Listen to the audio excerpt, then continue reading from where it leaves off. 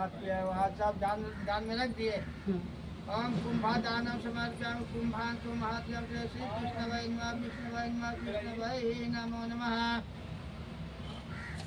कपड़ा जो भी है सो लिए उन चन्ना चमोटर तो महातम सुजाते वस्त्रांतु महातम दादम दानम समर्पयामि श्री अवला वृक्षम सन्मुखं वर्धादम देगांति को आज जोड़ के प्रणाम कीजिए, कृष्ण की स्तुति कर लीजिए।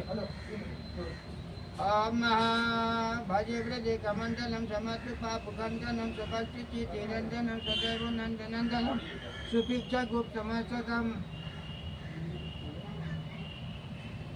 ओम शांताकारं भुजगशयनपद्मा विष्णुं विश्वाधारं वसु लक्ष्मीकान्तं कमलिनं योगी विद्याधरं विष्णुवर्णं सर्वलोकनाथं बोलिए विष्णु भगवान की जय।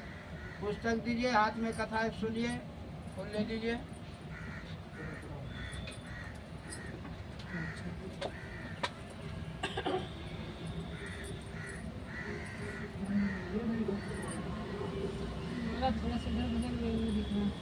बोलिए प्रेम से विष्णु भगवान की जय। श्री ब्रह्म भक्षामि महात्म पापनाशनम अच्छाम जन्मस्तुते जग योग्य।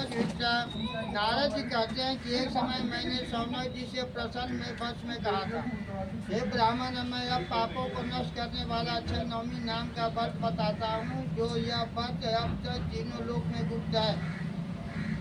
हे तपोधन, उस व्रत का क्या सारा विधान आज मैं तुम्हें बताऊंगा। कार्तिक शुक्ल पक्ष नवमी की तिथि है।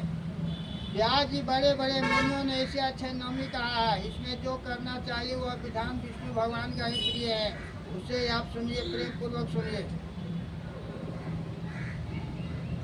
अक्षय नवमी को व्रत करने वालों को चाहिए कि वह उस रोज ब्रह्म मुहूर्त में उठकर आत्म कल्याण चिंतन करें, फिर नित्य नैमिक कर्म करने के अपने इष्ट देवताओं की पूजा करें।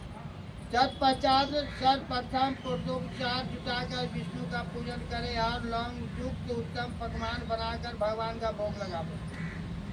उस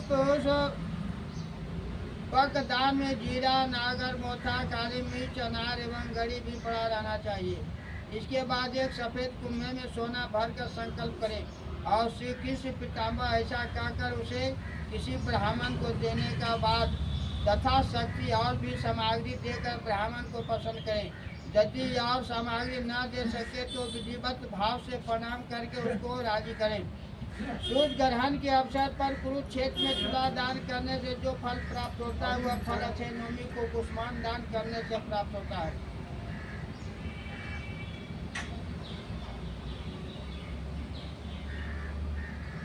कोई मनुष्य बड़े से बड़े पातकों तथा उत्पातों को युक्त क्यों न हो, परंतु यह यदि कुष्मांड दान किए रहता है तो पवित्र हो जाता है और वह कभी जमलोक को नहीं देखता है। इस दिन कुष्मांड दान करने वाले प्राणी सब भोग भोगते हुए से इच्छानुसार सभी लोगों में घूमने के समय मिलता है। इस पर शौनक ने पूछा कि हम मुनीश्वर, आप इसे मुझ बताकर इस पृथ्वी मंडल में किसने यह कुष्मांड दान किया था, क्योंकि वह जानने के लिए मेरी प्रबल इच्छा है। नारद जी बोलते, जमुना तट पर पर्वत की तराई में एक बड़ा भारी गांव है। उसमें उच्च कुल के नाम शर्मा नामक ब्राह्मण रहते थे। उस ब्राह्मण ने अपनी सचित्तता और परिश्रम के बहुत सा धन एकत्रित किया था। जैसे उसके धन कमाया था वही तरह पुण्य कार्य की भी करता था।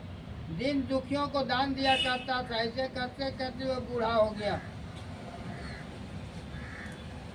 उसने कृष्ण और धनंजय नाम का 2 पुत्र भी हो चुके थे और बुढ़ापे में उसे गृहस्थी का सब भार पुत्रों पर डाल दिया और तपस्या करने के लिए वन को चला गया। अंत में तपस्या करते करते उसे शरीर बिल्कुल जीर्ण शीघ्र हो गया और भगवान कृष्ण चंद्र जी के अपने मन में बसाकर वह विष्णु भगवान का उस लोक में चला गया जहाँ जाकर प्राणी को पहचाना नहीं पड़ता है। उस समय यह बात किसी बड़े बड़े का दबाव न करने रहने के कारण उसने दोनों लड़के जुआ एवं वेश्यागामी की शराबी हो गए। यदि कोई हितैषी वृद्ध उसे समझाता भी था तो उसे उसी बात सुनते थे और सैकड़ों हजारों रुपये देकर विषय करते थे। इस तरह दक्षिण क्षणिक सुख के लिए उन्होंने घर का सारा धन नष्ट कर दिया दोनों अपने पहलवान समझते थे, उस कारण पहलवान भी उनको भाते थे और वेश्याओं का सौंदर्य उसको बहुत प्रिय लगता था। जैसे भी ऊपर भूमि के बोया हुआ बीज नहीं उगता, ठीक